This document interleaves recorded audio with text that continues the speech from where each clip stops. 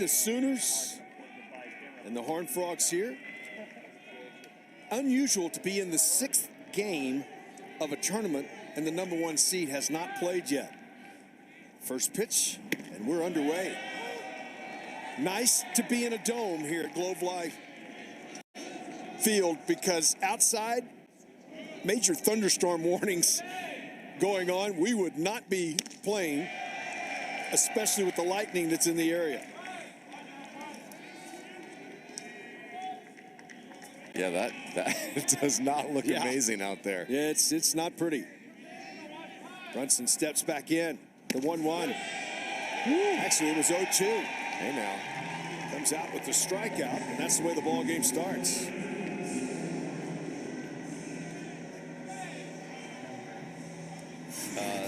Zonk, 92 miles per hour, inner half, painted. With a little cut. Yeah, that if you're a right-handed hitter in the TCU dugout, no likey. That right well, there. One thing it will do to you instantly, you go, okay, we don't want to get 2 strikes on us. Yeah. Which misses downstairs to Sam Myers, the freshman. As he steps in, see his numbers on the year. 331.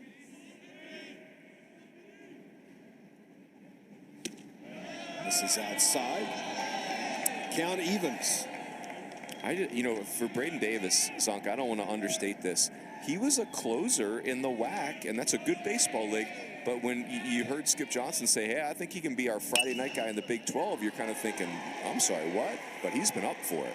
Myers down into the corner, on his way to second base with a 1-out double. Let's take a look at a bracket so far. Second day of the tournament, 6th game of the tournament. We do have an eliminated team. West Virginia has been eliminated.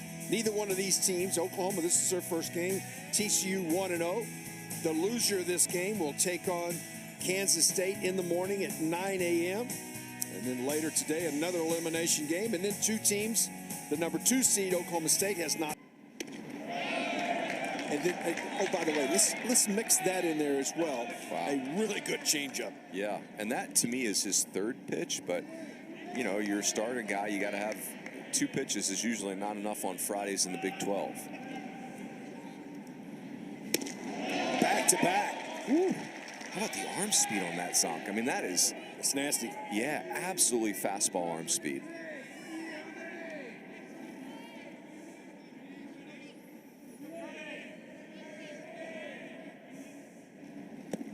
Downstairs.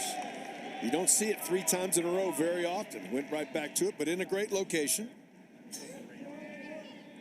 And it's 1-2.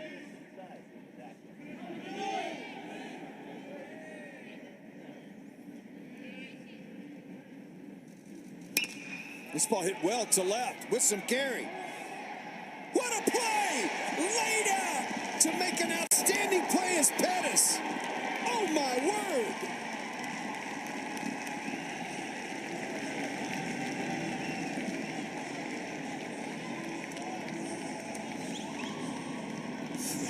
Telling you, Zonk, Kendall Pettis loves this time of year. He was one of the heroes in the Gainesville Regional a couple years ago. There's no way that ball's getting caught off the bat, and he just runs it down. Incredible catch. That's a spectacular play. Not only does he have to lay out at full speed, but he has to lay out backhanded to make the play. And that ball was scorched. So Maxwell will step in. Lefty-lefty matchup here. Swing and a miss. How about that as a pitcher? You think, oh my word, I just gave up a run. Oh no, I didn't. Yeah, that inning went from really good to it was about to be really bad.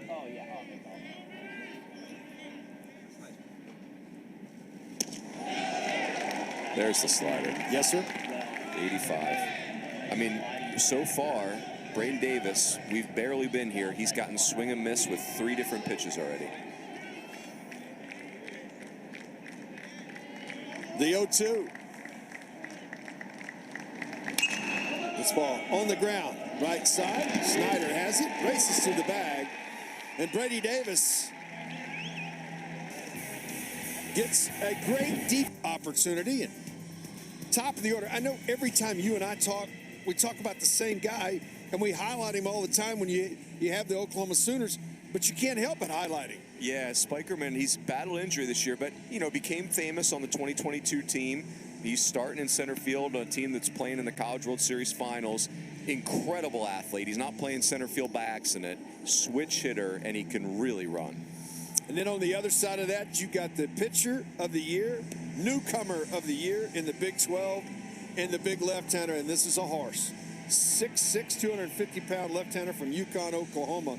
And when you describe a Friday night guy in college baseball, this is the guy that it's in the dictionary. This is his picture. Yeah, Peyton Tolley was one of the prizes in the portal last summer when he left Wichita State because you knew you were getting a Friday night arm. It's a lot of fastballs, 89 to 92, but it'll play way up. It's got unique properties, but it's Friday night competitor. Tolley, I'm just telling you, Zonk, he won't be smiling at the hitters. He'll be snarling at them, and he will pitch with some intimidation. It is really fun, and TCU is very difficult when he's on the mound. You're exactly right, and he's a guy, like we saw just earlier today, that can go 125 pitches. He's a big, strong left-hander. This ball trying to be bunted up the first base line. That's foul. But he's one of those guys, you throw pitch count away, throw all that stuff away, just give him the ball and say, go get him. Yeah, there's no data or analytics for this, Zonk, but he's one of those Friday night starters where you feel like TCU's winning 1-0 before he throws the first pitch. You know, just that's a great analogy. Yeah, there's a presence and a competitiveness there where he's going to bring out the best in his teammates. The 0-1. This is outside. And the other thing he brings to the table, he is not today, but he can hit to go with it. Yeah, no doubt. Pitch just misses. The thing to watch on the fastball, Zonk, is it's, you know, whatever lingo you want to use, but gravity affects every fastball. And Tolley's fastball seems to fight gravity. You'll hear it called induced vertical break. But it just, for the hitter, the problem is you think the ball is going to be down lower than it ends up being, so your barrel's below the ball or your barrel, you just miss it altogether. But again, Tolley's fastball holds its line as well as anybody's out there. The 2-2. That's in there for a strike and the strikeout.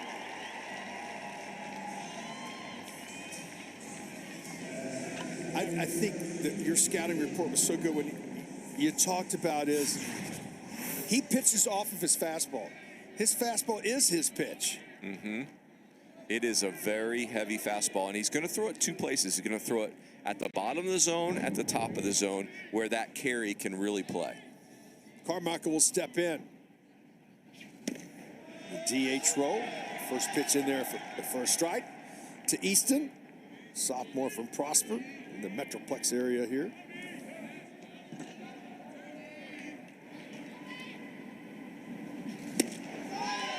Wow. Threw it by him. Yeah, and it's 0-2. If you're Oklahoma, you're going to have to weather a little bit of a storm here, no pun intended, because Tolley is on it. That's 94. And his fastball is gnarly. Wow. Good morning, good afternoon, and good night. Back-to-back strikeouts to start the ball game. That ball, he risked up to catch the throw. He said, it's my fault. He tried to snatch it, caught him off the end, and it caught him on his right eye. Watch this. Yeah, his eye's starting to blow up a little bit. It is. You can see he's got a...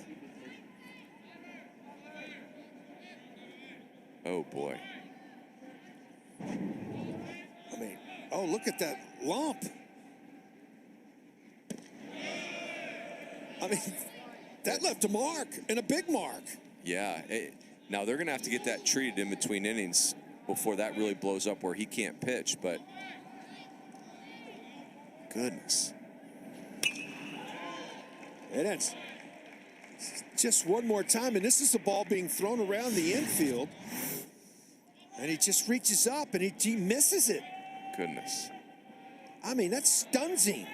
I wonder if looking in the stands, he just didn't see it. You know, sometimes looking in the stands, you don't get a great look at things. Bender in there for a strike to Michael Snyder. Wow. Senior, Woodland Hills, California. Big first baseman.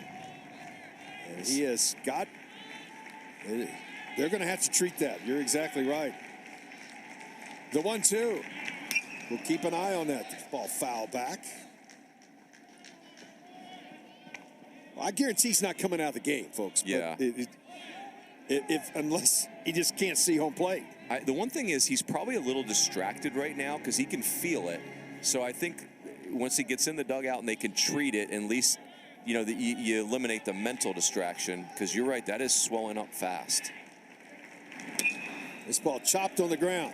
Tough play. Coming across the diamond in time. Green makes the play, and 1-2-3 go the Sooners.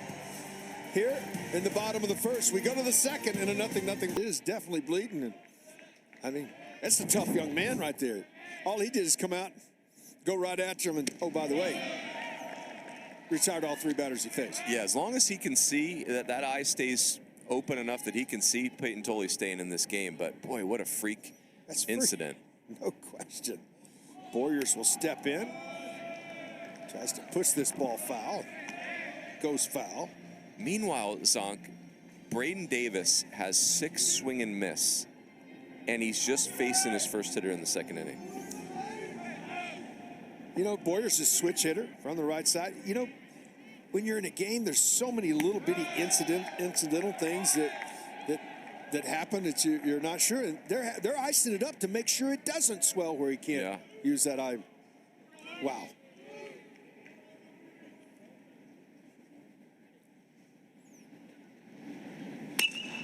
Right side. Well, I think TCU always plays, you know, they play their tails off when Peyton Tolley's pitching for a million reasons because of how good he is and the person he is. But you got your pitcher icing his face in between innings, Zonk. You're getting I'm getting your best effort as a position player. You're exactly right. Like, this dude's got to ice himself just to pitch. And smiling about it.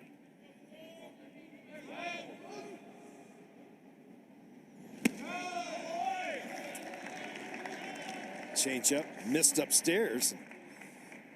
He's had a good one here to start the ball game. Count evens at 2-2. And Davis is, the stuff is great. He's not an elite strike thrower. He throws enough strikes. Now, there are guys, I want you to explain that to folks. People think, well, strikes is what you want to do. If you don't have great stuff, you don't want to be an elite strike thrower. Yeah, I mean, hitters are uncomfortable facing Braden Davis because the stuff is good and you don't always know where it's going to be. Strike out the second. I mean, if you're in the zone all the time and you don't have stuff that can miss a barrel, you know, being a little effectively wild is pretty good as he comes back with the strikeout right here. But when your stuff is good, that strike throwing is important. Yeah, absolutely. And boy, I wondered about the changeup as a third pitch. It's been fantastic today. 100 punch-outs on the year. That's a big number in college baseball. Sure is. See Danny Wheat, the trainer, helping Tolley.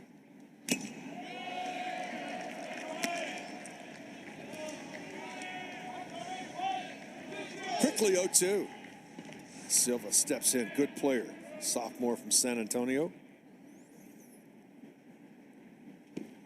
Downstairs. 1-2.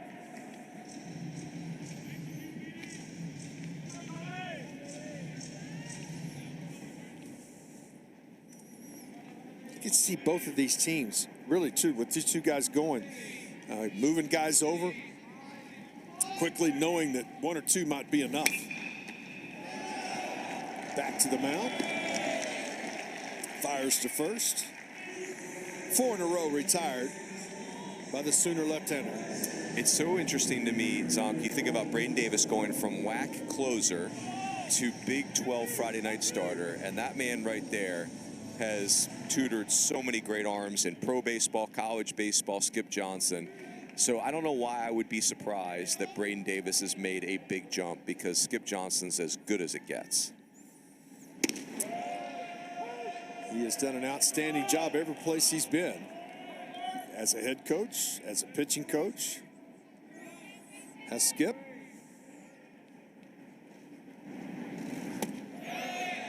I was always pretty convinced on Skip. Obviously, he was Augie Garrido's pitching coach at Texas for a long time, head coach at Navarro Junior College. But when I heard that Clayton Kershaw would seek Skip Johnson out in the offseason, that had my full attention. Mechanics. I mean, and I've known Skip a long time, and he not only teaches mechanics, yes, and that's an important part of pitching, but also it's some of the philosophy and mindsets that he talks about. What kind of mindset you have to be when you get on the mound.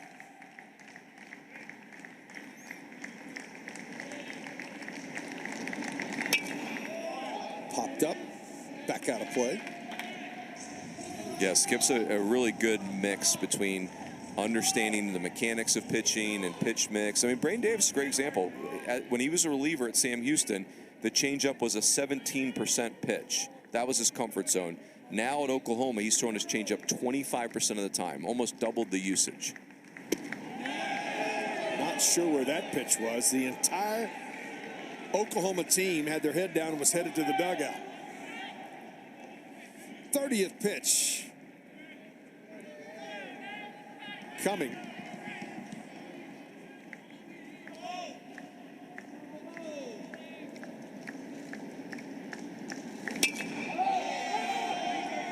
Skied in foul territory. He calls for it. Kinsey puts it away. Pitchers dominating so far as we go to the bottom of the second. Yes, he loves to play. He's always wanted to play. But when you lose your mom, Gina, it just puts everything in a different perspective. Yeah, I mean, I think the number one thing we all get from athletics are shared experiences, and some of those are the highest of highs, and some of those are the lowest of lows. And cross the diamond for the out. You know, when you think about what Peyton Tolley's been through, you know, part of the story, Peyton Tolley's playing college baseball because of his mom in many ways. Yeah. Gina went to Wichita State, was a golfer there, but that was the heyday for Wichita State when Gene Stevenson was rolling. I mean, you look at the size of Peyton Tolley, he could play any sport he wants. And so when he transferred from Wichita State last summer, because of the coaching change, when you talk to coaches that, you know, everybody was recruiting Peyton Tolley, they said, you know, Gina and Peyton were as respectful as anyone they've ever encountered in the transfer process, as far as being focused on the right things and the right fit for Peyton. And, you know, you can see the way the TCU program and team have rallied around him during what is a very, very challenging time. And, you know, our hearts go out to the Tolley family for sure. No question. Lost a long battle with breast cancer. Hey. His head coach talked about them meeting and how she cared about others, and not just, you know, you're trying to pray for her and what she's going through. She was worried about other people and not herself. Yeah, incredible. It just, everything about the Tolleys, it's been so wonderful to learn more of their story, even in the midst of this tragedy. 1-2 now to Jackson Nicholas, the junior.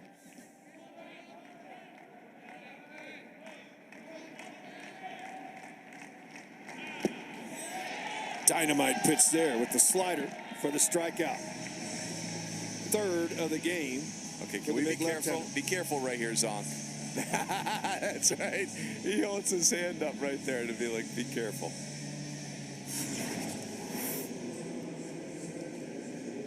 Really good slider right there. You know, the fastball is so ferocious, you've got to be really focused on it as a hitter, and just makes that breaking ball that more devastating. Willits will step in. Just pitch in there for a strike. Shortstop, freshman, Oklahoma native. See his numbers. Good numbers for his freshman campaign.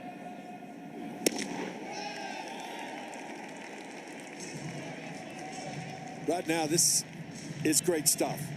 Only 4 pitches out of 21 outside the strike zone. I mean, that is filling up the strike zone right there. Well, that was good. Back to the comment we were talking about earlier. With Toley, if he throws strikes, you're in trouble as a hitter. Yeah. He can't throw too many because his stuff's so good. And it's going to take the hitters in a bat or two to really understand how his fastball operates. It's hard to get on. 6 up, 6 down. 4 retired with the strikeout. We go to the third. After this, Cincinnati and Texas, and then Oklahoma State with their first appearance in the tournament later tonight against Texas Tech. Pitchers duel so far.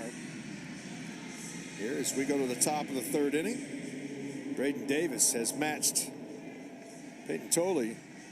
They are both in command right now.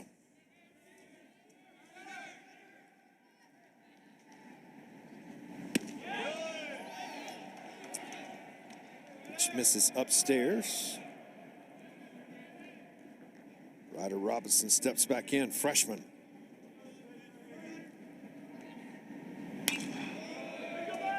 It's so interesting, Zonk. Both these pitchers, you know, they're going to throw most of their fastballs 91-ish, right? And as a hitter, you're thinking in this day and age, you know, fastball 91, whatevs, right? Like I see that all day, every day. But these are just different. These fastballs act different. It's a good reminder that velocity can be descriptive, but it's not everything. And then you throw a changeup as good as Davis's is with that same arm motion. Makes it very difficult. Popped up right side. Snyder goes over, puts it away for the first out. Sooners coming down from Norman. Might be a guy in the building. Oh, and the Renegades. He's on a hot dog. Renegades head coach. 2000 national champion. Just won his 200th game, either college or the professional level. As Bob Stoops.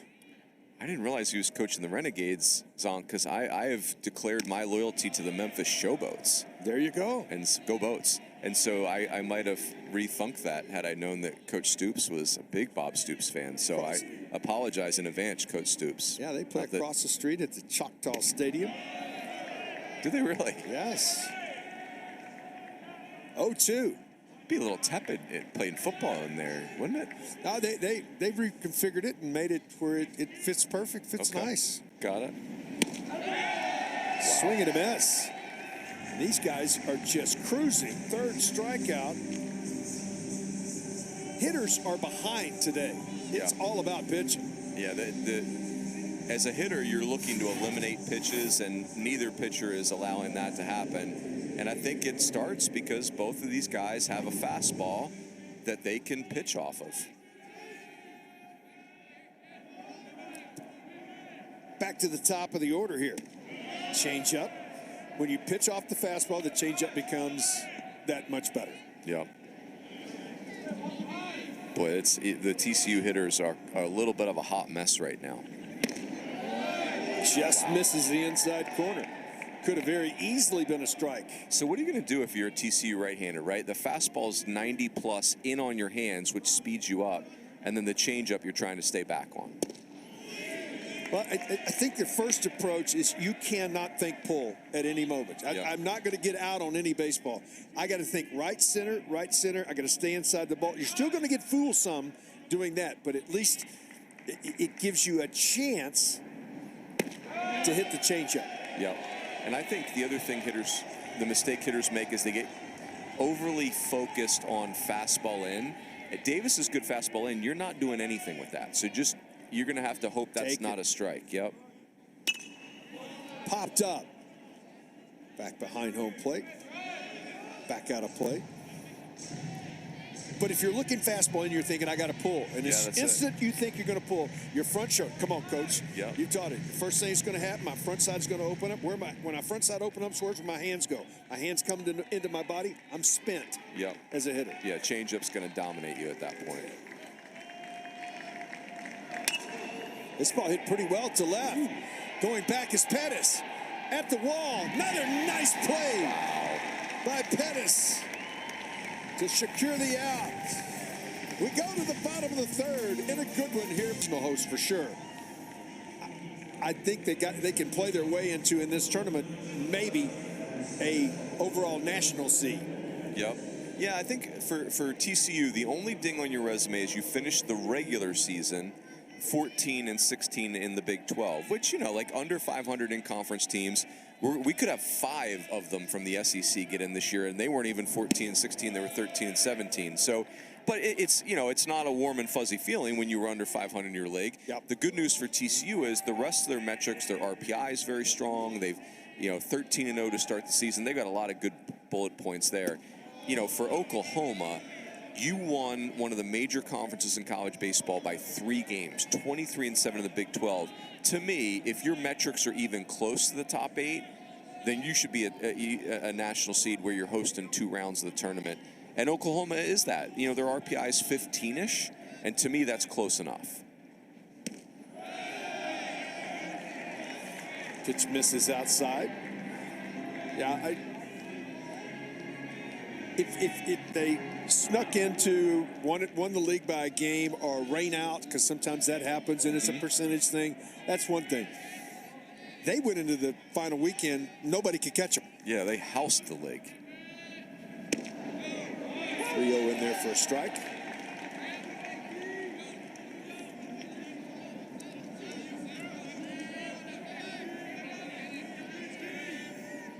The 3-1.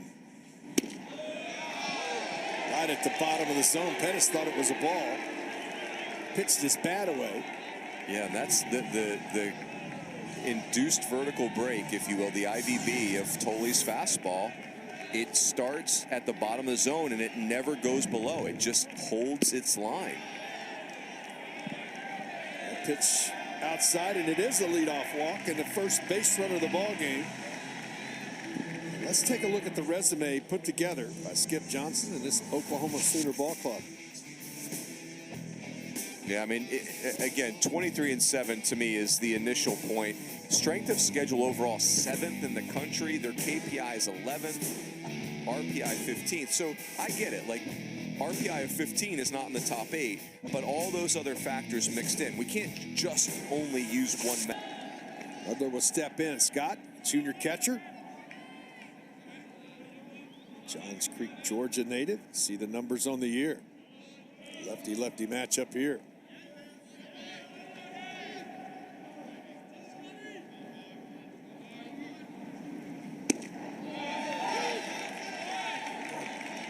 Quickly out in front, 0-2. It's interesting. Toley is starting the game with the fastball at the bottom of the strike zone, just wearing it out.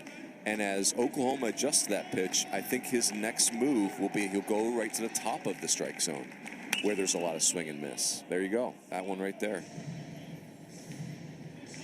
32 pitches now, 23 of them in the strike zone. Wow. The one thing I worry about for Toley a little bit is just with the eye thing, there's a little bit of an adrenaline aspect to that too. There's the slider for the strikeout. His 5th of the day so far. He's taking a lot of deep breaths out there. Now he's a big, strong guy with a lot of endurance. Here's the slider. You know, slider's a good pitch. It's kind of a left-handed sweeper, so it's very horizontal. But that pitch is so protected because his fastball is a big-time issue for the hitters. Jason Walk will step in, freshman. From the right side, right fielder. Throw over. Pettis back in safely. I think Walk would be a guy, if I'm Skip Johnson and Reggie Willits, I'd want to bunt for a hit down the first baseline. You know, Toley's a big dude. He's going to fall off the mound to third base. He talks about it up here. You see it out there. As he did try that. Pitch was a ball. Very hard play to defend, too, because if you're Carson Bowen at first base, you really can't crash. You got to hold the runner at first base. Pettis could steal a base on you. So this is where that Oklahoma offense, there's a lot to do when you're trying to defend them. Pitch misses up. Very few hitters counts. This is a hitter's count now. I wonder, in the 9-hole, Jason Walker, freshman, he might be taking a strike here.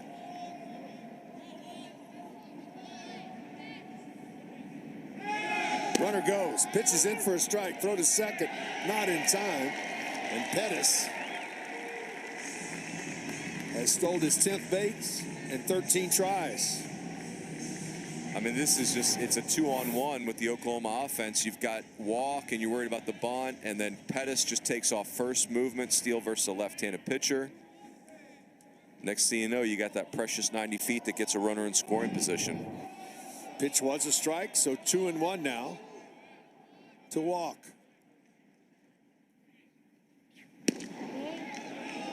This is outside, and it's 3-1. Top of the order, Spikerman on deck.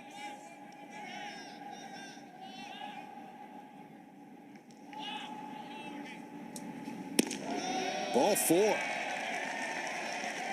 So a little crack in the armor here. A couple of walks in the frame. 1 out in the inning. One of the cool things for TCU is you've got Tony Silva at shortstop, who's got big-time leadership qualities, and then you've got 2 catchers on their infield. So Curtis Byrne and Carson Bowen flip-flop between first base and catcher. So there's the legend, Dave Long, their pitching coach. CL, Coach Long. Coach Long, conversations. Been around the game a long time. Let's look at the resume for TCU. You look at it, the one number that probably is maybe a little bit bothersome is, for me, is under 500 in conference play, but with the win yesterday, right, 1 step closer. 1 step closer. Yeah, an RPI, like, last year, an RPI of 37 is getting you in unless there's some real wart on your resume. The KPI is even better for TCU. That's 25th. So I'm with you. The 14 and 16 in the conference is not the most comfortable metric, but when you add in these other pieces, TCU should be in good shape. Like their resume very much. We don't know what upsets are going to happen in conference tournaments. That's to be determined, but I think TCU is well positioned. Conversation over. Spikerman 0 for 1 as he steps in. He was a strikeout victim his first time up. Runners at first and second with 1 out. Missed inside for ball 1. Tricky thing here for Tolley is he needs a double play, and he ain't getting it with John Spikerman. Spikerman flies. He can get down the line. 40th pitch coming. Throw back to second.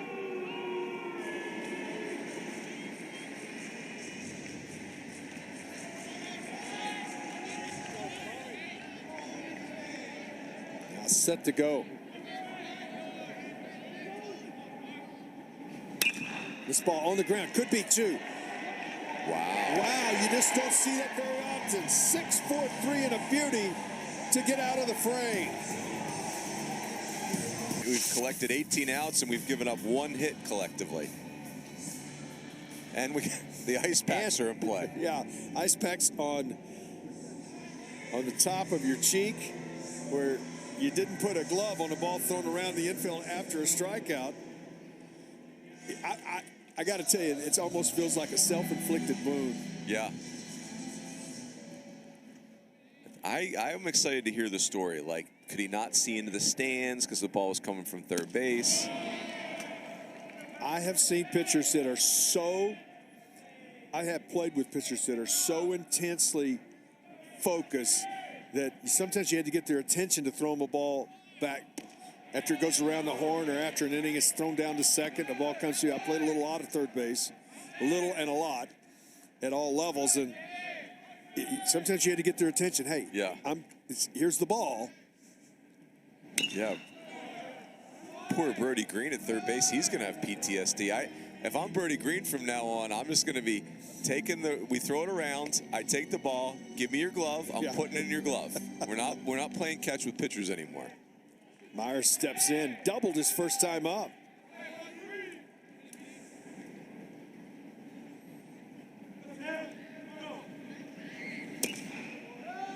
Foul at the plate. You know, in all seriousness, Onk, the one thing I do wonder about is TCU really wants to catch Peyton Tolley up in at bats, and I wonder if they may have to shelf that for at least the rest of the tournament. I don't know if I'd want him hitting, or even if he could hit, because if I'm not mistaken, that's his lead eye. Yes, it is.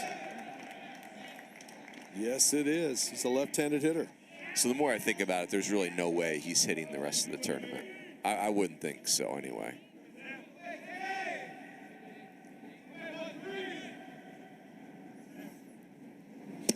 Breaking ball in there for the strikeout, the fourth.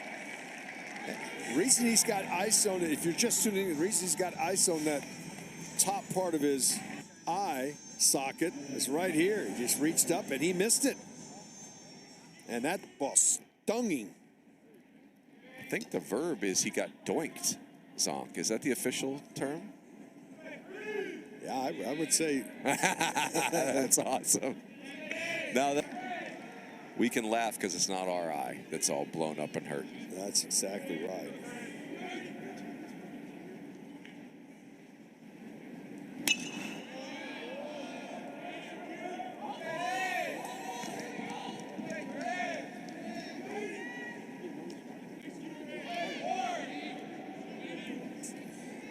Oh, 2.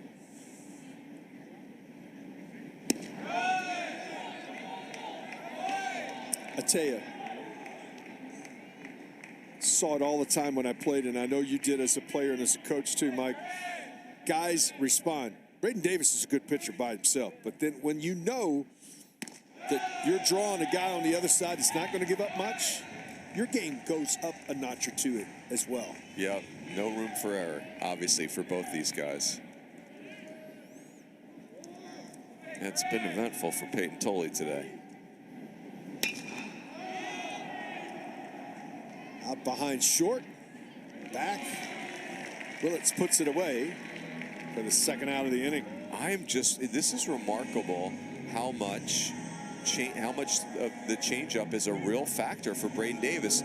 Again, when he was at Sam Houston, it was significantly more slider than changeup, and him and Skip Johnson have completely flipped that script. If you look at synergy this year, it's 25% changeup, 19% slider. That's just remarkable. Sometimes it's a grip. You learn something new with the grip where you can keep your arm speed up. Davis just buzzed the tower right there. And then the other part of that is you start seeing more and more right-handed hitters the more effective you are. So you got to develop a pitch that can get right-handed hitters out. And I like that he's in 3 different, velocity zones. The fastball's in the low 90s, the breaking ball's in the mid to upper 80s, and the changeup's in the low 80s.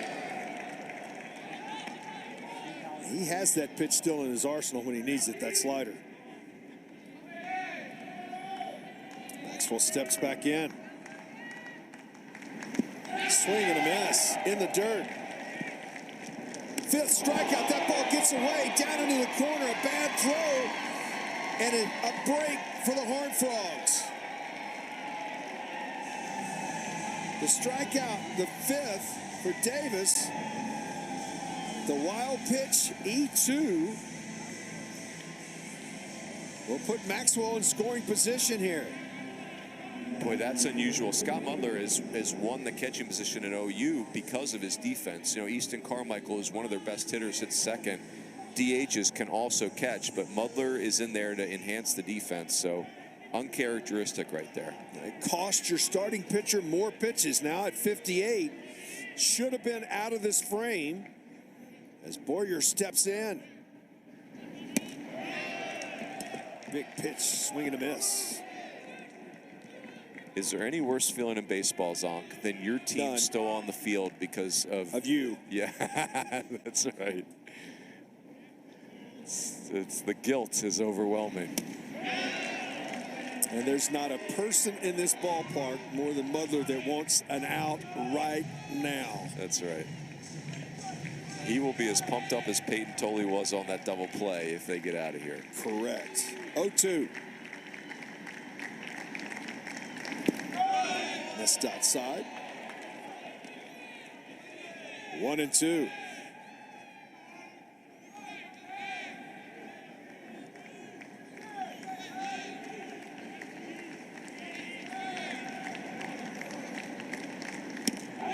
Got the strikeout. Sprints to the dugout. As Mugler ends the inning. Lay the foundation for your Fourth inning. Can I get that sombrero for squeeze play? I don't know, but just give me some more quad box, baby. Yeah. That hat that's the quad box of leisure wear right there. You gotta like that. Goes nice with the Apple Watch. Sun protection. Pitch in there for a strike. Sun protection. Just in case you get a bad parking spot. Yeah. Oh, and the baseball hat on top. That's really, we got a lot going on there. You're not just rolling into that outfit, Zonk. You got to be prepared for that. Snyder fouls this ball back. It remains 0-2. Great numbers. 361, 6 homers. Drove in 59 runs this year for Carmichael.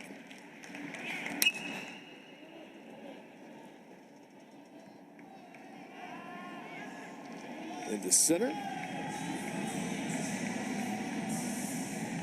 For out number one.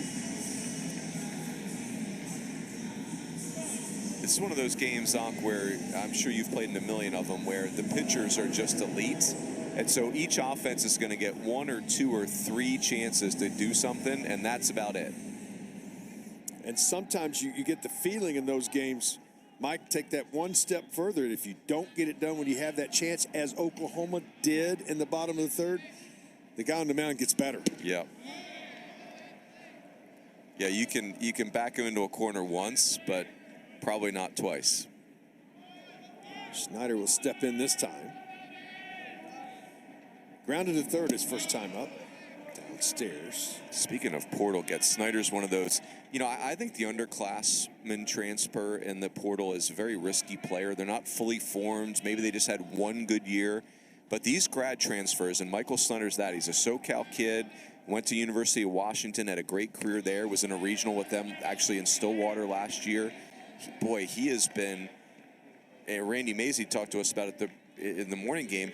Michael Snyder's taken the player he was at Washington, and he hasn't even elevated that at Oklahoma. Yep. Well, another year of experience, more mature. 4-pitch walk. So 1 out base runner here in the bottom of the fourth. As McKenzie will step in.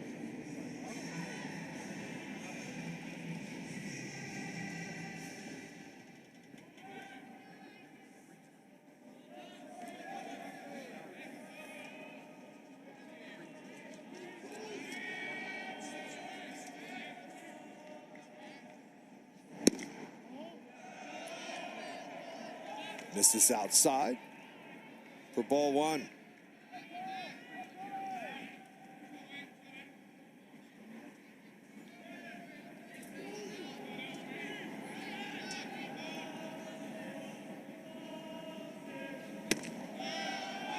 Top of the zone. Sooner fans didn't like it. 50th pitch of the ball game for the TCU left-hander.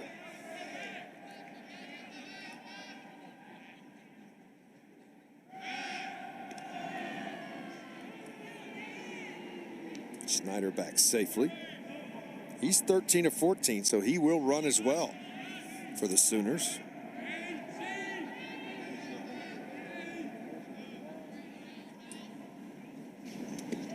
That ball hit in the dirt, but a nice block. Nice job by Byrne to keep that ball in front.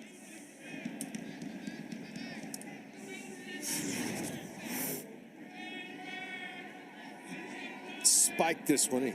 Nice job of smothering that ball right in front. Yep. That's a real strength of TCU. They've got 2 excellent catchers in Byrne and Bowen. Last foul.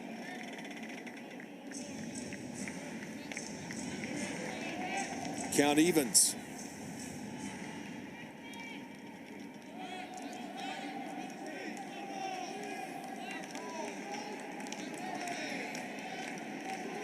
Kinsey steps back in.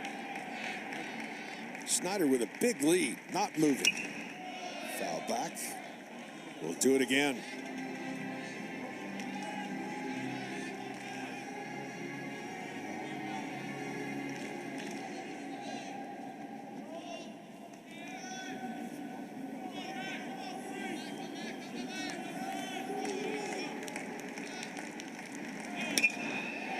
To center. This is going to get down. Diving effort to try to make the play. As Myers left his feet, he is so fortunate that ball scooted right into his glove. Or then it could have been all the way to the wall. Yeah, this, Myers, who's really come on and become a nice player here in the second half. You're right, was maybe too aggressive with his feet and got saved with his glove right there. That's like an infield type of pick. Oh my, diving face first, head first, and picks it. That was an incredible play just to hold on to it. Yep, but a relief, to your point, Zonk. That could have really gone the wrong direction. Foul back. Nicholas, strikeout victim his first time up. Second time through the order for the Sooners here. Getting a few better swings, Mike. Yeah. Yeah, and Tully did lose the strike zone and walked 3 of the last 5 hitters before the single. Didn't lose that slider. No. The 3 guys, Nicholas, Spikerman, and Pettis, were all starters in 2022 on the team. And let's not forget, Oklahoma that was a road show. They won the Gainesville Regional, then the Blacksburg Super Regional, and then took it to Omaha. Outside. That was a pretty good Virginia Tech ball club, too. Really good. Yeah, that was, I mean, obviously you beat Florida in Gainesville. That's no joke. And then that Virginia Tech team was phenomenal. Pretty good hack at that one. Nixie at bat alive. Nicholas is interesting. He's an offensive second baseman, kind of college baseball style, where, left-handed hitter with power at second base. There's some swing and miss there, like a lot of power hitters, but he can drive a ball. 1-2 again. Slider misses outside. There are pitch count, and then there's stressful pitch counts. Last 2 innings, the big left-hander for the Horned Frogs has had stressful pitches. Yeah, just not as sharp as he was the first 2 innings, and like a lot of good pitchers, he's found a way to collect outs even when he hadn't been his sharpest. It's a hittable pitch there. To me, with the pitchers, when they're in this mode, again, to use the golf analogy, it's like you're just trying to compete your way through it until you get the feel again. And you can see the pitch count starting to balloon on him.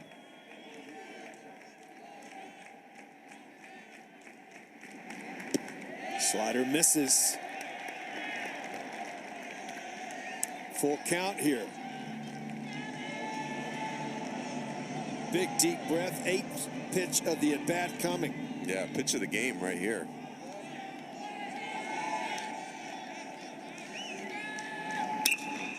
To center. Hit pretty well. On his horse, can't get there. This is back off to the wall. 1 run will score. And the Sooners take a 1-0 lead. Boy, that ball carried a long way.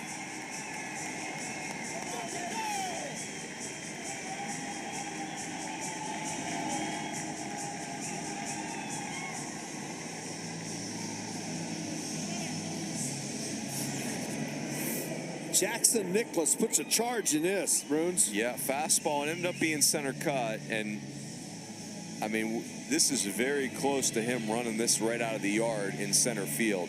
Hits the base of the fence. Horned Frogs move the infield up with 1 out. 2nd and 3rd. Sooners with a 1-0 lead. I think Zonk bunts in play here. Willits is only a freshman. He's had a much better second half than it was the first half of the season, but coach's son, obviously. His dad, Reggie, runs the offense, and so you know he's got inside game skill. Steps back in, infield up. Line foul. Evens the count. Now, Runes, there's his dad. I did not like 1-1 squeeze or 1-1 bunt. Rather be ahead in the count. Yeah, where you can eliminate pitch out, not have to worry about it. Well, that hits the inside corner. Now I don't think bunt is in play. No. The only reason I might have considered it 1-1 is because Jackson Willits did not look comfortable on that fastball. I mean, he was way tardy. 1-2. Fastball misses outside. The count evens at 2-2. And that right there has been one of the problems for Tolley today, is especially in the middle part of the game, where he's trying to go fastball for the punch out, and it's just not quite competitive enough for the pitch. Too much of a miss. The 2-2. Pulled foul. Do it again. I think, though, fastball up is the answer. I think now the question is, can Jackson Willits recognize it and stay off it? But if I'm Tolley, fastball up is the answer to this quiz. Laborious inning for Tolley. Right side on the ground. They're going to come to the plate. Throw is in time to get the out at the plate, and they want to review that. They bounce right out. So they want to review.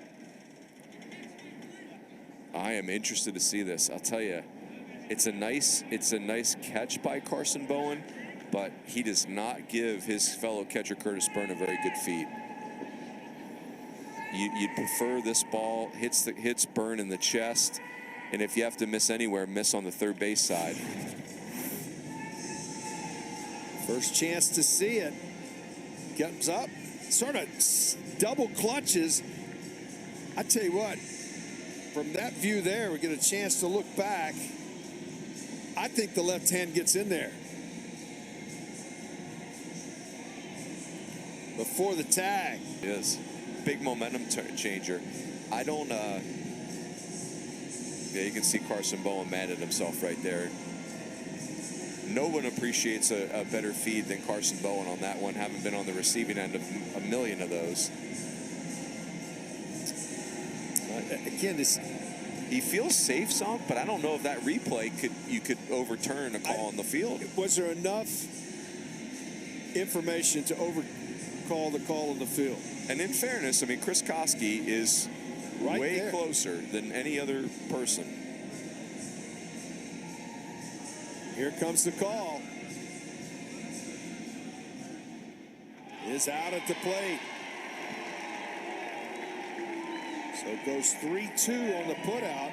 Gigantic out, fielder's choice. Puts Willits at first base, so runners will be at first and third, one across in the inning, and 2 outs in the frame.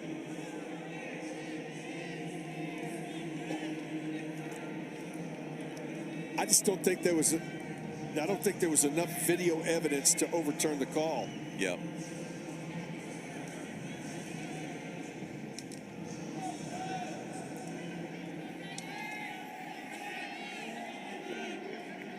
So runners at first and third here as Pettis steps in. He stole a base his first time up. This ball rifled into center field.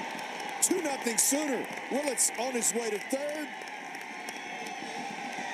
And the Sooners answer. That is a big 2-out knock right there. It is remarkable to me how Kendall Pettis has another gear this time of year. In 2022, when the Sooners were on the way to the CWS Finals, he caught fire, and he seems to be doing it again. I mean, it's what you want to do. You got a runner in scoring position and get something early in the count to take strikeout out of play, and middle of the field is your friend with runners in scoring position. 30th pitch of the inning coming from the big left-hander. Good pitch in there for a strike. Mudler will step in. Strikeout victim his first time up. I would anticipate some type of double steal with Oklahoma right here. Left-hander on the mound. Very popular play. Especially 0-2.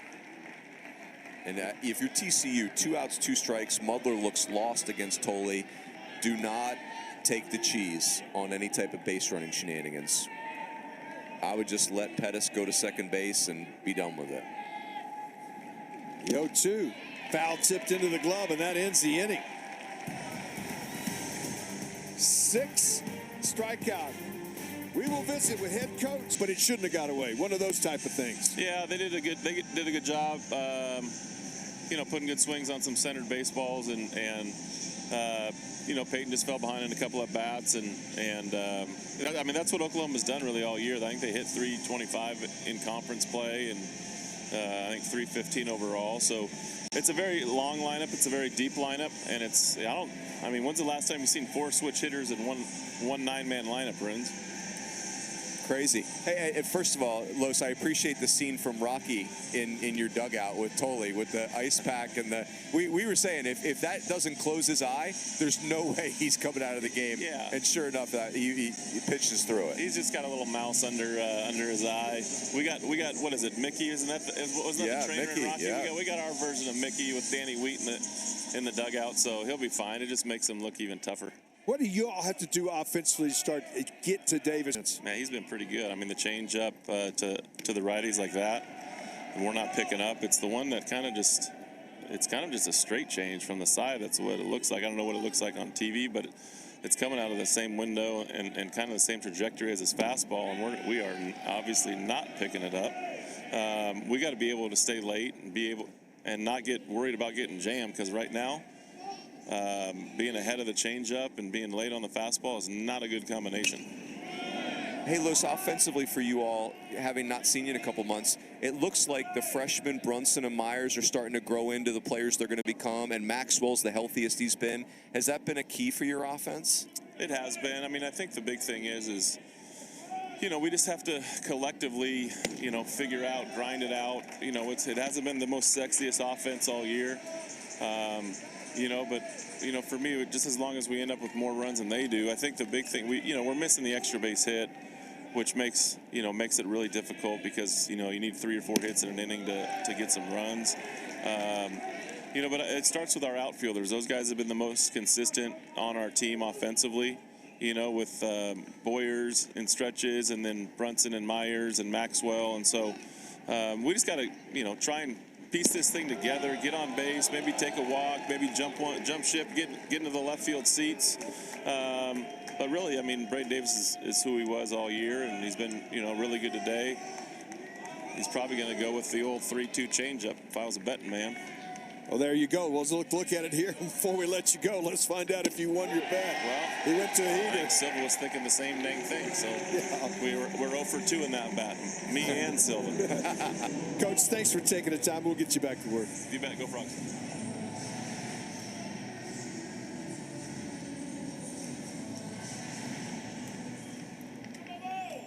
It has, at times, been a real struggle offensively. And a lot of that, Kirk was just talking right there, Runson. I say all the time that you can hit 260 or 270 as a team if you slug. Yep. But if you don't slug, you got to be up around that 300 to 310 average as a team to be a good offensive team. Yeah, and I mean, last year's team did have a lot of youth on it, but it also had a Braden Taylor who is slug. When you got a first-round pick in your lineup, that takes a lot of pressure off everybody else. Davis misses. Ooh.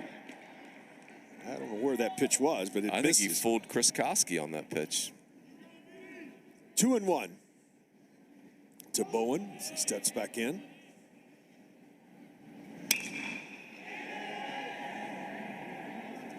Out to center, coming on quickly. Spikerman for the second out. I tell you what, we knew we had a good matchup in pitchers. both these guys, different styles. They do things different ways, but both of them in the zone, change pitches, and they make the hitter defensive.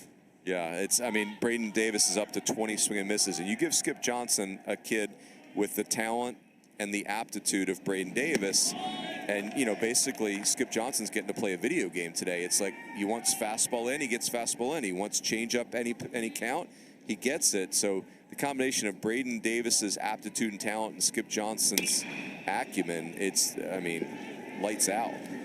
Another 1, 2, 3 inning.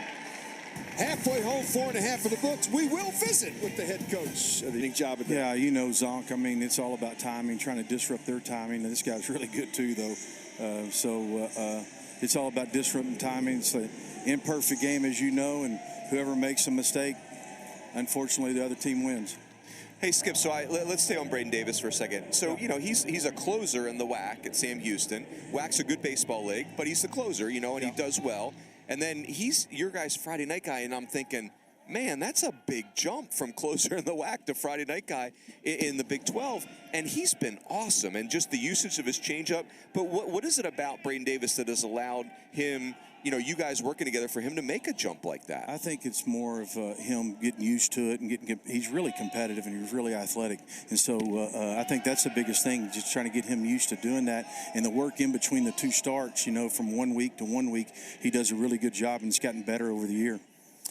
Skip, getting the day off, it's sort of an unusual thing. Y'all been in town for, 3 days, and finally you get to get on the field. Has that been something trying to keep your guys together? Oh, yeah. I mean, it's just trying to get practice every day and get better every day. You know that, and just keep working on the fundamentals of the game. I mean, it felt like we've been on the road. You get in at 2:30 from Cincinnati, go home for a minute, wash some clothes, and get back on the road to come down here. And it's a crazy tournament. I mean, Kansas gets a day off. Whoever wins this game plays them. I mean, it's just one of those deals that you have to get used to. You never know what's going to happen in Omaha when you get there. I can remember playing LSU, and we had like an 8-hour rain delay when I was at Texas, so it's kind of nuts. Hey, Skip, so Bryce Madron not playing today, just give him some rest to get him healthy for the postseason. And John Spikerman, what do those two guys combined mean to your offense? Oh, I mean, it's what they do. I mean, they're really good. Just trying to give him a day off and get him back, feeling good and getting after it. But they're so dynamic. One of them can really run. Is that ball a strike or ball? It's been a strike. It's been a strike like all day. Very bottom of the zone. I mean, I'm just going to answer it that way. Yeah. I'm just going to answer it that way. It's been a strike. I mean, Chris is the best umpire in our league anyway, so I trust him. Skip, thanks for taking the time. Good luck to you and your team the rest of the season, rest of the ball game, and the rest of the year. Good hearing your voice, Zonk. It's great to see you, baby. See you guys. Thank you. So one gone here. Bottom of the fifth inning on the strikeout and back to the top of the order. This ball bunted foul. This may be too inside baseball, Zonk, but I think it's funny a lot of times before we come back from a break and we're on with the coaches, it's quite often that they'll ask us about a call. It does happen. They'll ask us about a pitcher because they're on the side, they're in the dugout. Yeah, I've known Skip for 25 years. He would always used to ask me. He says, "What do you think about this and what do you think about that?" Especially just to know where it's at, and that's why you heard my answer to him. I said, "Skip's been a strike all day." That's right. So as a player, he can go to the players, or as a player, if it's a strike, I got to swing at it. Yeah, that's right. Yeah, Spikerman, this is the guy he was talking about. Spikerman's speed is a difference maker. This is launched to left, but will stay in the ballpark. Maxwell over, puts it away for the second out of the inning. So two gone here, home half of the fifth. This is a big hitter, Zonk, because, to your point, how about this? Peyton Tolley coming in the inning. He has thrown 27 pitches today with runners in scoring position. Wow. So he needs a breezy 1-2-3 right now to get back in rhythm. Those are stressful pitches. Yep. Especially in a game like this when you're facing Braden Davis. Carmichael steps in. Good swing and a miss for strike one.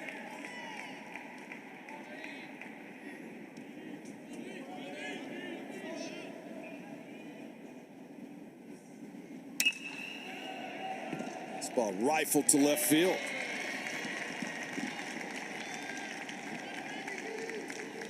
A 2 out. Single. Exit velocity 106. Woo. You can see the numbers. 32 pitch, 4th inning, where he surrendered 2 runs. He is a big, strong left-hander. You can think about 110 to 120 pitches, but he needs to start getting some quick outs. Mm-hmm. Yeah, don't want to tax. He's the guy that saves their bullpen. So, you know, as Kirk Sarlo said, like to Oklahoma's credit, they're just kind of not allowing that to happen.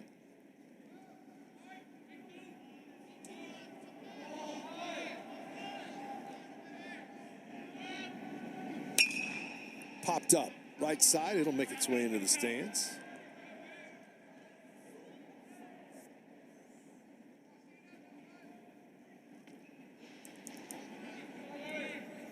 Snyder started it all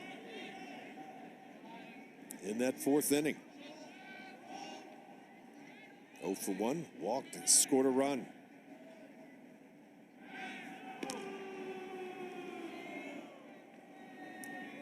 Carmichael back in safely.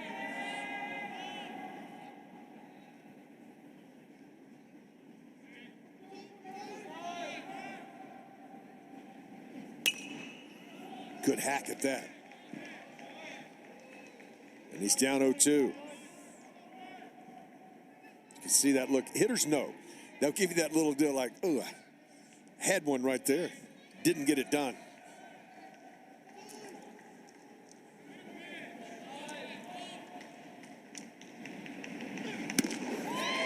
Swing and a miss for the strikeout. The 8th of the ball game. We go to the 6th. Sooners up by 2. He's flooding the strike zone, and you know the TCU hitters are completely on their heels right now. 9-1-2 scheduled for TCU here in the top of the 6th inning. 76th pitch of the day is upstairs for ball 1.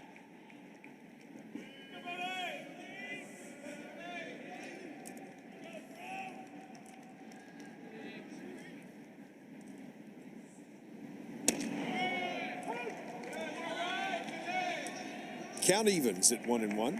That's a difference maker right there for me, Zonk, where your fastball's good enough that you can throw it 1-0 with no fear. Right side will get out of play. You know, well, you got to pitch with a fastball. That's right. You got to be able to use it to both sides of the plate. But you're just like you said. You sometimes you can't be afraid. It's 2-0. Here it is. Yeah. Yeah, some guys, I think, in the college game have to protect certain pitches because they're not as strong. Braden Davis doesn't have to protect anything. He's got 3 pitches he can feature. And filled his position, as you see right there. 1-3 if you're scoring. Start the 6th and back to the top of the order.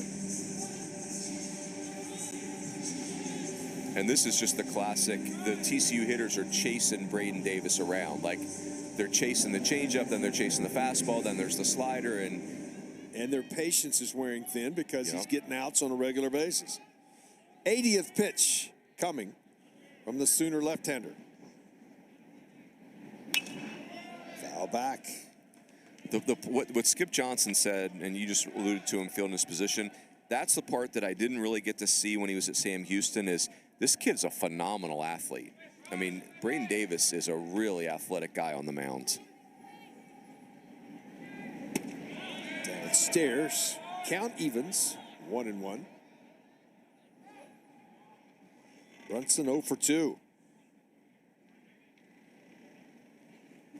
Can we get my man a baseball? There we go.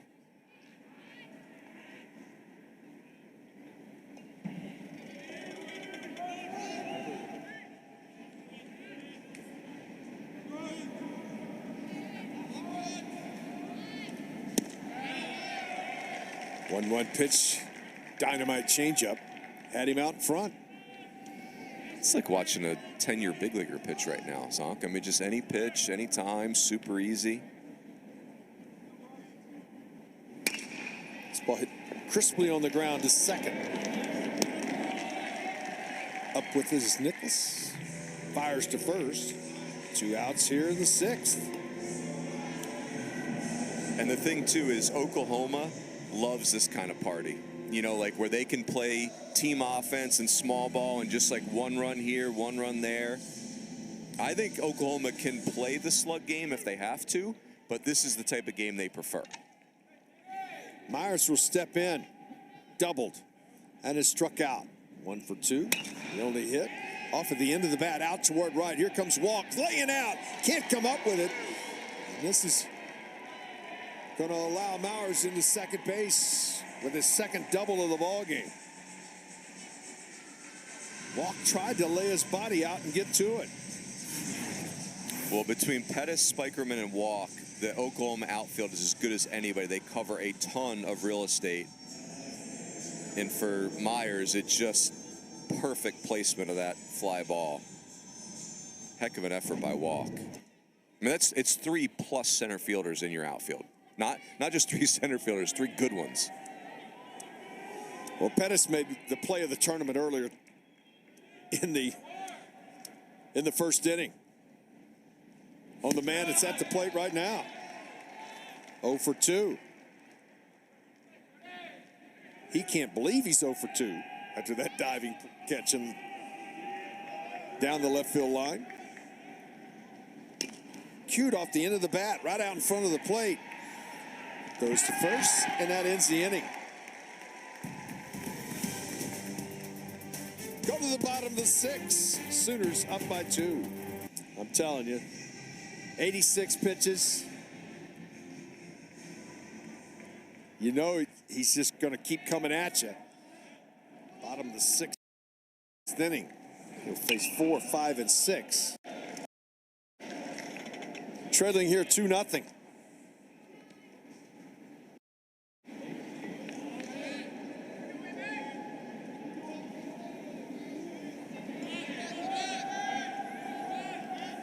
The 0-1.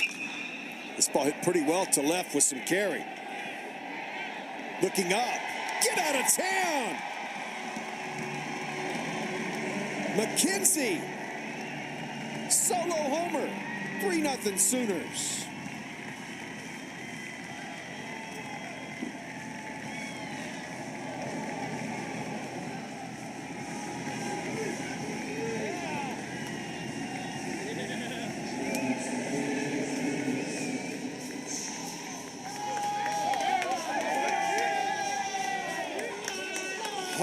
.5 miles an hour off the bat into the Sooner bullpen. And a 3-0 Oklahoma lead. This ball hit well to right. Oh, boy. Looking up. It gets out of town as well. Back to back.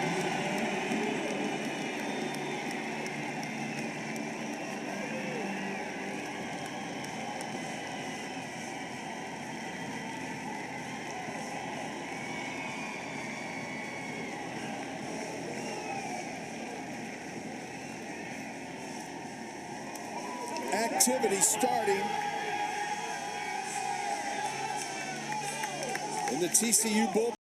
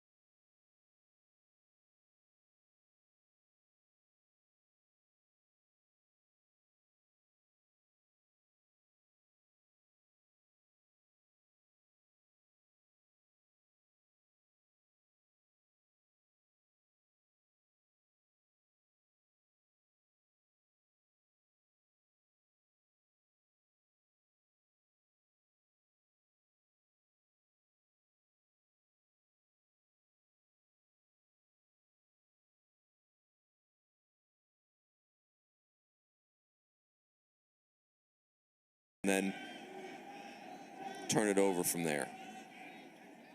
Willits will step in. Downstairs. With the win yesterday, TCU, if they do drop the game today, will be in an elimination game in the morning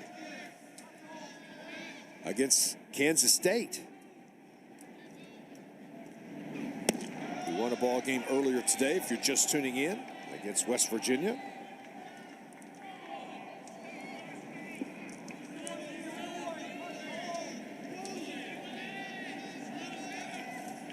The 1-1. Fouled off right side. 1-2 to Willits.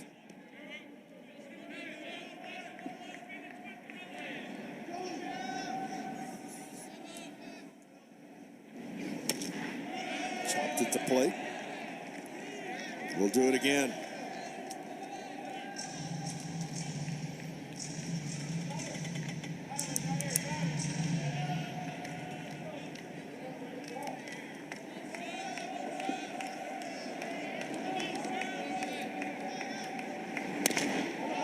Foul. It's incredible, Zonk. I mean, Oklahoma's doing this without Bryce Madron, and I think I can make an argument that Bryce Madron's their best offensive player. Now, it's really not that kind of offense where it's one star, it's many stars in this lineup, but Madron is a really skilled player. Let's reset and take a look at the bracket, where we're at here. Game 6. Here comes Kirk Saarloos. We are going to have a pitching change. The winner of this game will move into the one game tomorrow at 1:30 Eastern time. Game 10. Take on Kansas, who has the day off after winning, was the highest seed to win in yesterday's first round. TCU would move in to that elimination game. Peyton Tolley has been removed from the game. Keith Moreland, Mike Rooney, glad you're with us. Oklahoma looks every bit the top 8 national seed of what we've seen so far in this ball game. Yeah, and again, without Bryce Madron, but to your point, Zonk, they go 23-7 in the league. Everyone across the country is like, whoa. I mean, you just don't do that in the Big 12. And then you start to look closely, and you see the guys like Spikerman and Nicholas and Pettis. But Braden Davis has stolen the show. The transfer from Sam Houston has been phenomenal. Yeah, he's had the great ability to use his changeup, and that's been a major part of the game. And then to the bullpen for the first time, go the Horned Frogs today. Collier comes into the game. Zachary, his 22nd appearance of the year. You can see his numbers.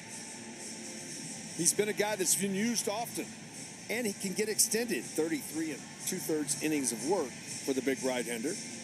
Yeah, and Collier, there's a cutter here that could be a very interesting pitch.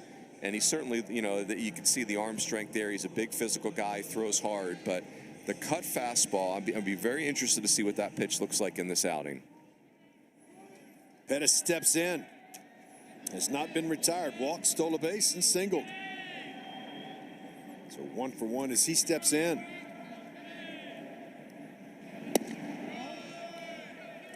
Story is Dave, obviously Braden Davis. He's got 6 innings of 2-hit shutout baseball. But the other thing, the impressive thing from Oklahoma has been their at-bats. They've had good, consistent at-bats. This ball hit on the ground to short. Silva across the diamond, second out of the inning. But they've shown the ability to take the walk when they get a walk, move the guys when they need to get a runner, and then they've shown power here in this inning with 2 homers in this inning. Yeah, I mean, this is a great compliment to Oklahoma, Zonk, to your point. They're just exhausting Oklahoma. They'll wear you out for an at-bat. They'll, jump you on the first pitch. They'll bunt. They'll run. Like everything that a pitcher doesn't want, they're bringing it to the party. They're the guest they're the uninvited guest that ruins your party. That's who they are. So they're wedding crashers? Yeah, kind of, but just like the worst kind. They just wreck everything. Pitchers just want you want a comfortable outing, just routine, and they just disrupt everything. It's down the left field line, fading, just foul. That's one of those you say, when it leaves the bat, you go, oh, get down. That's right. You just see 4 runs today, 3 singles, 1 double, slugging. Yeah. 3 of their 6 hits have been for extra bases. Yeah, there's no place that a pitcher can get comfortable. Like, you don't get to take the day off from holding runners. You don't get to take the day off from feeling your spot. You don't get to just throw cookies first pitch. They just torment you a million different ways. Death from 1,000 cuts. Yeah. Off of the fist. This should do it. But how did we get here? 2 runs in the inning, and both of them leave the yard in respective bullpen, and dominated by this left-hander, Braden Davis. Look at those numbers. As about as good as you can pitch. Yeah, he's done everything. He shows you plus stuff. The command, he's not like a pinpoint command guy, but he throws pitches to all quadrants. It's change up anytime he wants it. The slider's a good pitch. My biggest takeaway for him, Zonk, though, is he's a guy that came to Oklahoma having thrown way more sliders than changeups in his career, and now he's completely flipped the script. Yeah, he's become a really complete starting pitcher. Good athlete, fills his position. Only 2 3-ball counts all game. He's into the 7th here.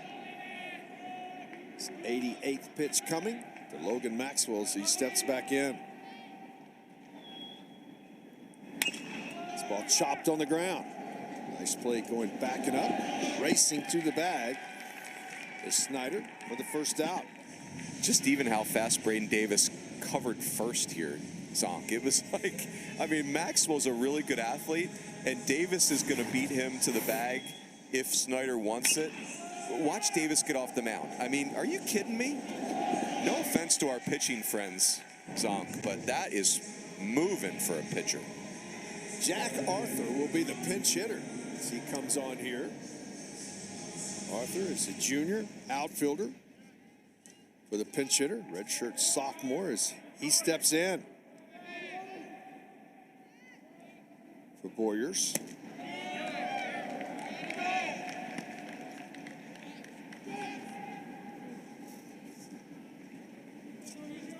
Sophomore from Flower Mound will step back in. Nothing like walking off the bench and looking up in your 0-2, Runes. Yeah. That's where Coach says, hey, you want to pinch hit today? He's like, Not Coach, necessarily. lose my number. Yeah, the 0-2. This is Pinch hit against the guy with a 2-hitter through 6? Yeah, sure, great. Why do you hate me, Coach? with a 3-pitch mix.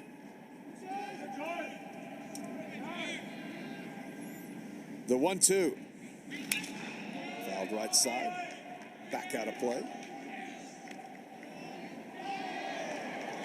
1-2. I hate to be redundant with the mea culpa, but it's true, Zonk. In the offseason, when I heard, Braden Davis, I knew he was very good at Sam Houston, but when I heard he was going to be Oklahoma's Friday night guy, that made me question Oklahoma. Like, really? Like, a Western Athletic Conference closer is going to be your Friday night arm? Is it that much of a rebuild on your pitching staff? But that's on me. I didn't know who Braden Davis was about to become. Change speeds there. Comes up with the strikeout.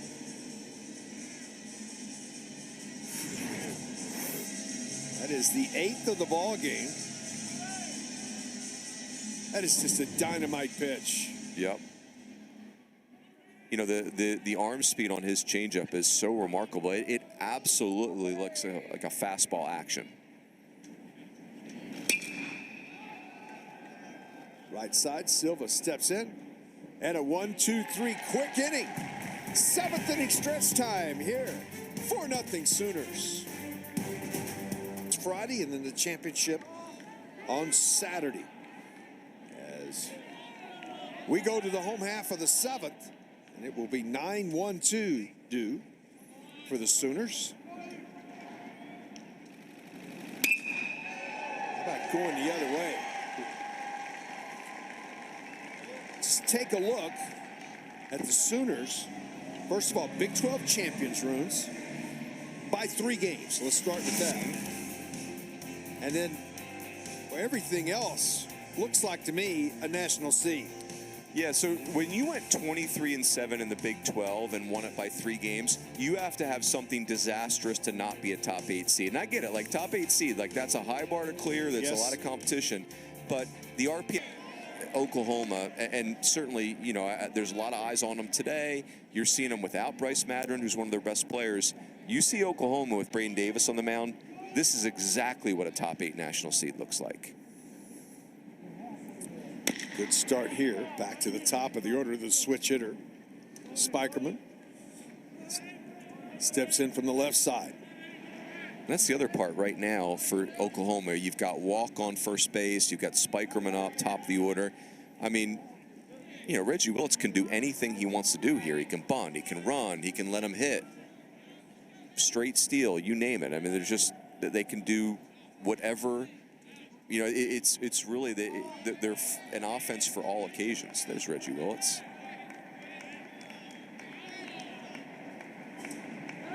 Throw, they picked him off. Nobody back behind. Can he get there? They can. The ball comes out. I think he's going to be safe. As Silva dived at him, there was nobody behind. You got to go cover first base. If you pick a guy off, what do you do? Follow your throw. Follow your throw. Yeah, let's see. Collier, Collier gets caught spectating. He was Collier was very excited that he had picked off Walk. So excited that he forgot to get involved in the play. Oh, no. Ball was never secured. He was tagged with the ball.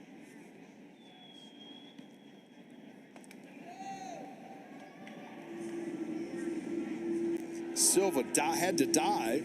Oh, man. I'm telling you, Zach Collier, after he picked off Walk, was like, I got him. Like, he's kind of like a very sincere celebration. And then it's like, uh-oh, there's no one at first base. You got another job to do.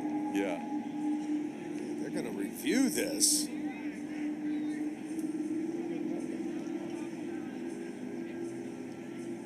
But you look at that and you go, you're fortunate. Get a chance to look at the replay right here. It's interesting. You'll see Collier start to drift towards second base. Watch him drift towards second base, and he's watching. He's kind of hopping around, and it's like, oh, boy, not good. I actually think they might call him out because Silva didn't lose the ball until his glove hits the ground. Watch, the tag's good here, and then when his glove hits the ground is when the ball pops out. I could see them reversing that, Zonk. 4-0 ball game. We play here in the bottom of the 7th inning. I don't know that after he tags and does he finish the play before the ball comes out? It looks like they're giving Skip Johnson bad news, right? Isn't that what that looks like? I would think when you go to the coach who is on the other side, but I think they're going to review this first. Say yes. So they'll go back and take a look at this. So would this be a review of the review? Is that what we're doing? Didn't they already go in there? No, they haven't been in there. Okay. We'll take a look at it right here. This is where, Zonk, once a game, the announcers should be allowed to overrule the whole game. Like you and I can clearly see this is out. We should be able to buzz down there and say, hey, let's just save everybody 10 minutes of their life. He's out. Play on. Just saying. Just throwing it out there. He's tagged, and then the ball gets pulled away. It's an interesting call. You just haven't seen it very often. Now I can see where the ball gets knocked out sometimes. But you're right. The ball... So if that's football, that's a no catch, right? You got to control it on the ground, all that stuff. But that's not, you know, that's not this. Well, Walk got away with it. I can tell you that. He's sitting there going, I don't know how I'm standing over here. You know, it's one of those things you're going, well, I'm standing here. And Zach Collier also is he's not going to enjoy that film session with Dave Lawn and Kirk Sarlos. Because if he goes straight to first base, here comes the call. Oh, interesting.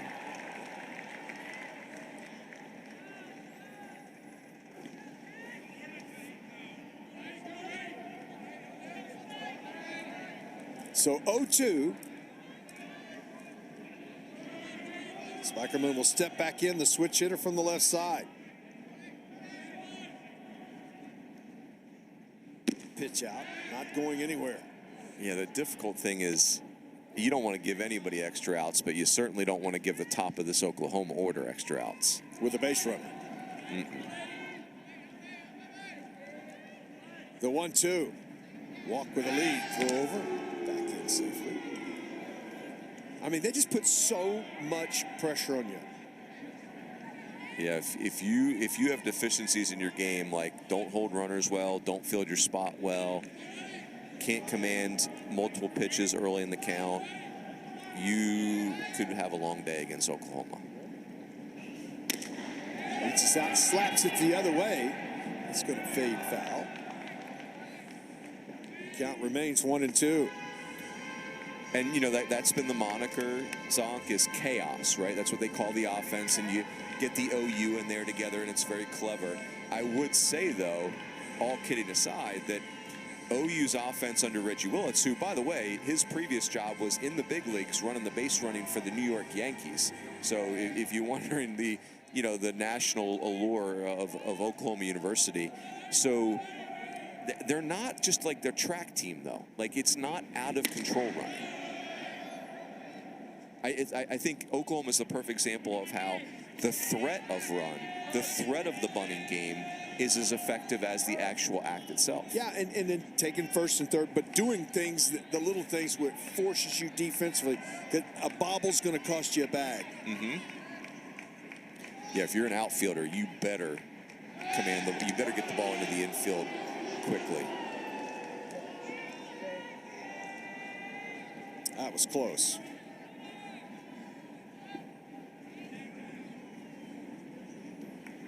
Walk with another good lead from first base. They got him picked again. This time, they will. He's out of the baseline that time. There you go.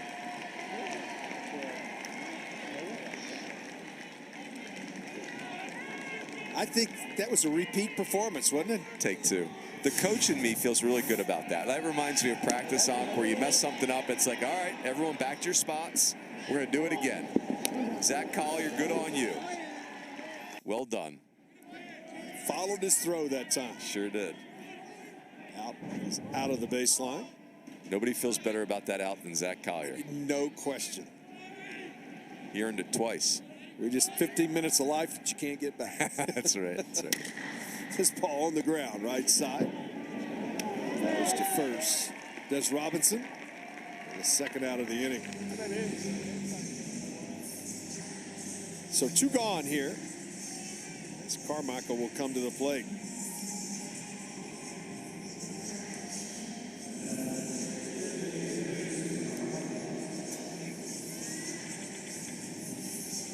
One for 3 on the day.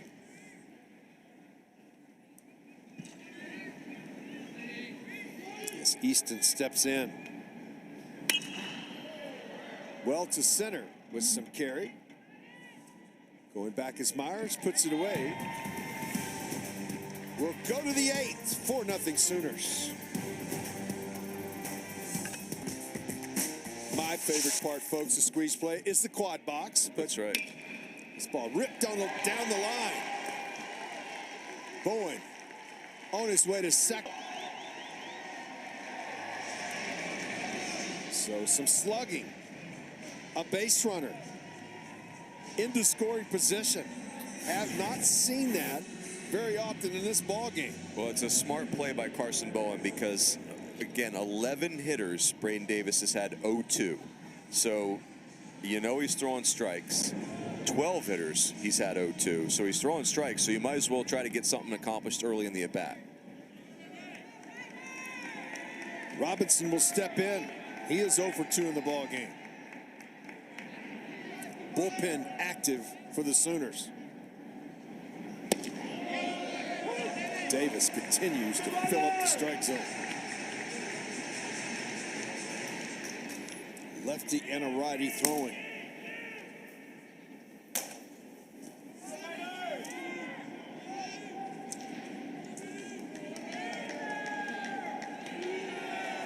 Carson Atwood, the left-hander. Excuse me, the right-hander. Throw back to second.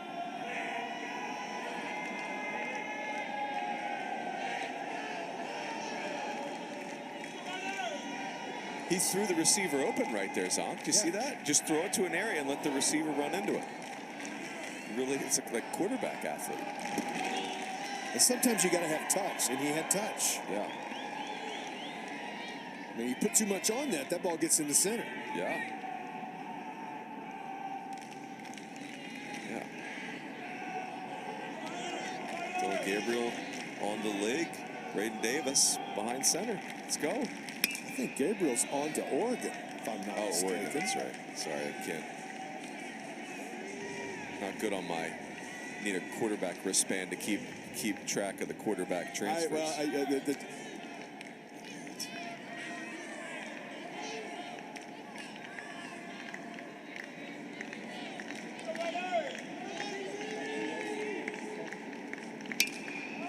Skied out to left.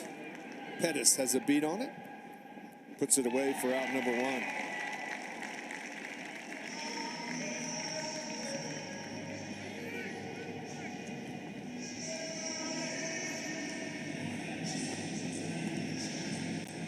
Brody Green will come to the plate. I also love Braden Davis. His facial expression has not changed once today. It is like even keel doesn't do it justice. You would think at some of the outs he's gotten, you'd at least get a wry smile, nothing. He almost looks bored, and I mean that in the most positive way. Like it is just, he's just making pitches. Throw the ball, put your glove up. If it's fouled off, get another one, and here we go. Yeah, just so unbothered. So great. I want to live my life with Braden Davis's facial expression. Just, it's all good. 27 batters faced, 20 of them he threw the first pitch strike. He's thrown over 71%. Now 73% strikes in the game. That's hard to do if there's actually no hitters in the box trying to air. Yeah, like that'd be great for a bullpen session. 0-2 to Green. 0 for 2 as he steps in. Way upstairs. Got to waste one every once in a while, don't you? Mm-hmm. Just to keep us honest.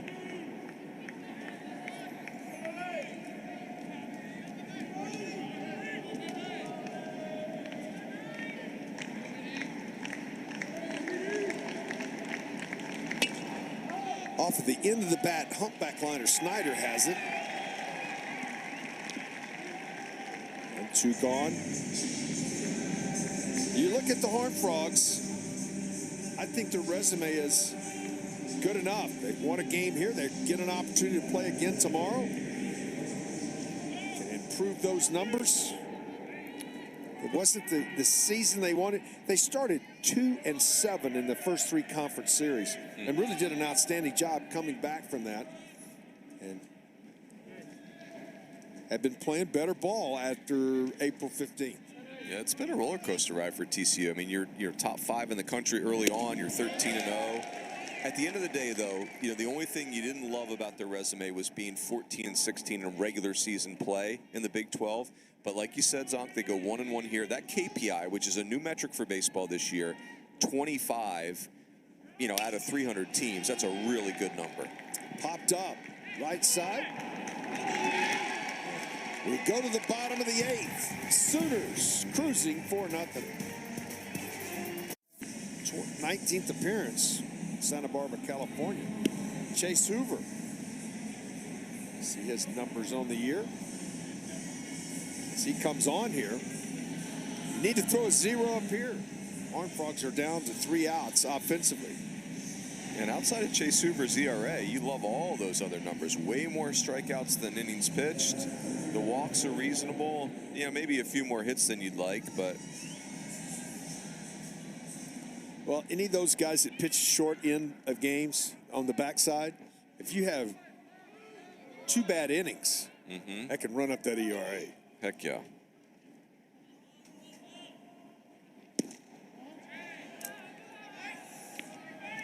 First pitch misses for ball 1. Snyder will step in 0 for 2. And statistically, Snyder has had a whale of a year. Yes, he has. Chopped on the ground. Going to be a difficult play. Not going to get an out. That's one of those that you pound into the turf. Get an infield knock. That is baseball, Zonk, right? Like sometimes you hit a missile right at somebody, and sometimes you do this. Pound it right into the plate. Yeah. It goes up 40 feet in the air, and you're not getting an out. Exit velocity, 23 miles an hour. But you'll take the knock. Yes, you will. This was got good exit velocity, but Maxwell runs it down in left field.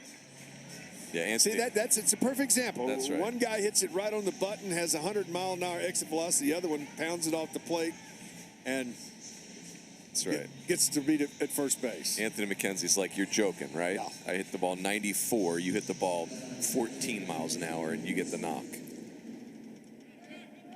Man of the match steps in. Jacqueline Nicholas. He has doubled. Solo homer. Driven in 2. 2 for 3 in the ball game.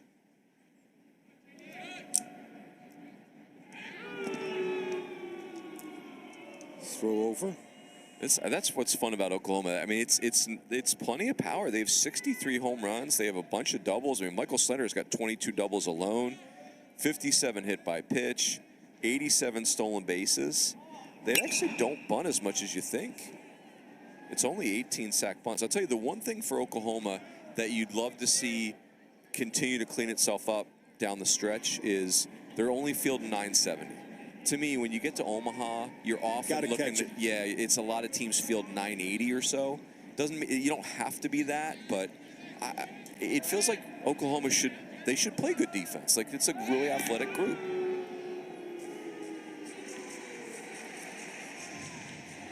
Well, we've already talked about it many times in this tournament already, Runes. 27 outs in a game you got to get. If you give somebody 29, 30, you got a tough time winning sometimes. Yeah, especially as the funnel tightens and you start playing the better and better teams.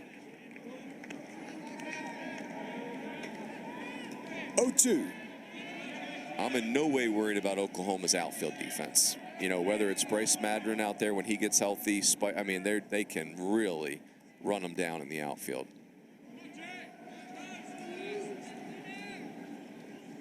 Throw over. Snyder back in safely. 13 of 14 for Snyder. Always a threat to run. Another gigantic lead. Swing and a miss, got him. Good location there for the second out of the inning. You know, if you look on Synergy, Hoover is a guy that can spin it. Slider, cutter, curveball. So left on left, he's going to be a handful. Evening session will start with an elimination game as Max Blue, Player of the Year, Josh Cross, all Big 12, projected 2 seed Cincinnati. Most people say maybe the first 4 out in a lot of projections. They need a W. First time those 2 schools will ever meet in a collegiate baseball game. You see the University of Texas here. Down the third base line, go to second base. Easily got that bag. And into scoring position.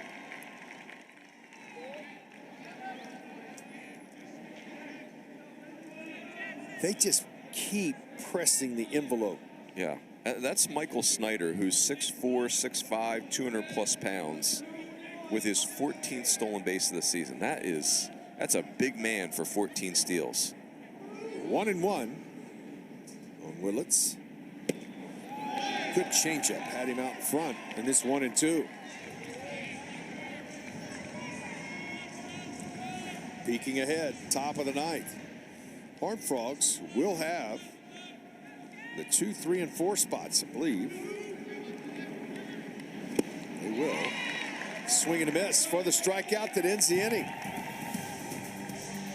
We'll go to the ninth. Sooners up by 4. Build your future, and Florida. Oklahoma State and Texas Tech. And how about the performance today from the OU left-hander? Mike, this spectacular, and he's out here to try to finish this with a complete game. Yeah, it'd be his first career complete game. Remember, like when he's at Sam Houston, he was really good, but it was 35 relief appearances, 0 starts coming into this year.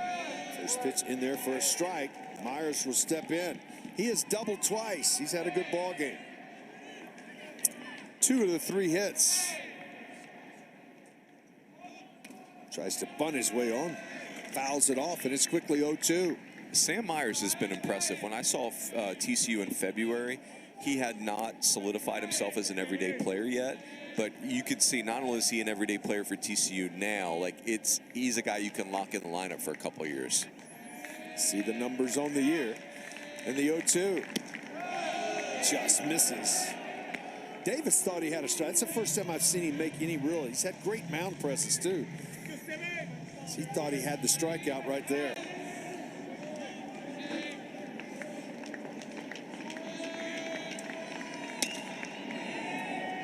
Out to left.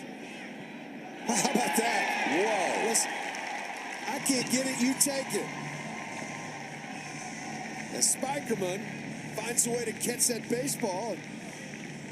Pettis goes underneath him. He couldn't get there. I think either Pettis misread this and thought it was just like a 2-strike excuse me swing. Pettis came in. Yeah, he misread that. I mean, that's unreal that you have 2 athletes of that caliber out there. They literally ran past each other. That is unbelievable. Byrne will step in. He is 0 for 3. He lines this ball back up the middle. 1 out. Single, 4th hit against Davis. Well, for the purposes of the complete game, you'll take that if you're Davis. You see the numbers when leading after 8 and trailing after 8.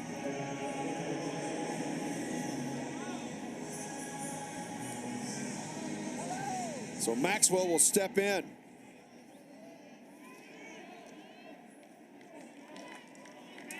.111 pitches for the Sooner left-hander as he comes set. First pitch in there for a strike.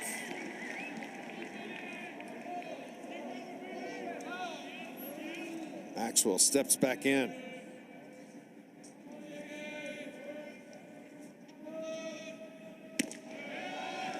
Back-to-back heaters.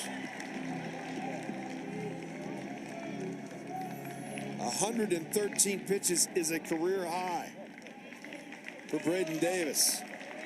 He comes set, his 0-2 delivery. Downstairs.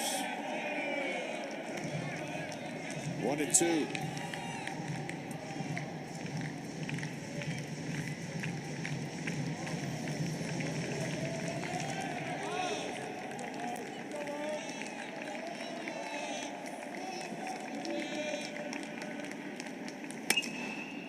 To left, Pettis coming on, snares that right against the line.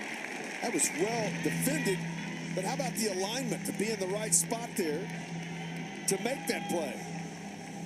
Yeah, this Sooner outfield, there are not a lot of hits out there. Wow. That's a line drive 10 feet off the left field foul line from a left-handed hitter. It made it look easy. Yep. Horned Frogs down to their final out as Arthur steps in.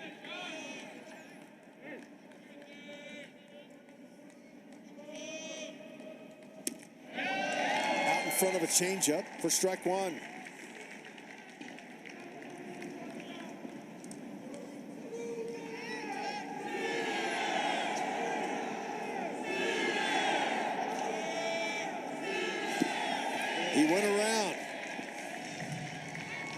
Horned Frogs down to their final strike.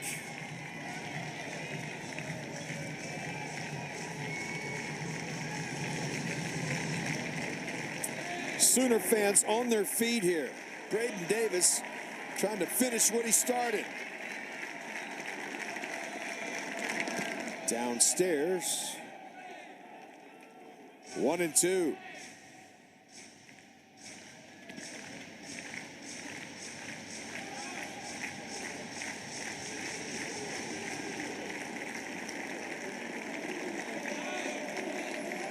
The 1-2 delivery. Foul back. Went with the fastball that time. Still at 93 miles an hour. Pitch 120. Coming. The 1-2. Changeup, got him. 9th strikeout of the ball game. A complete game shutout by Braden Davis. Zonk, that was a clinic. Just an absolute clinic in every way, Braden Davis. How about it? He mixed pitches. He was in total command of the game. A career high 120 pitches, 86 of that 120 in the strike zone. Yeah, I mean, throw strikes with plus stuff, and now you're talking. And Braden Davis, I don't know how many teams are beating him today. I'm not aware of any of them. He was brilliant. Oklahoma will move on to tomorrow's 12:30 matchup with Kansas. Kansas and TCU will fall.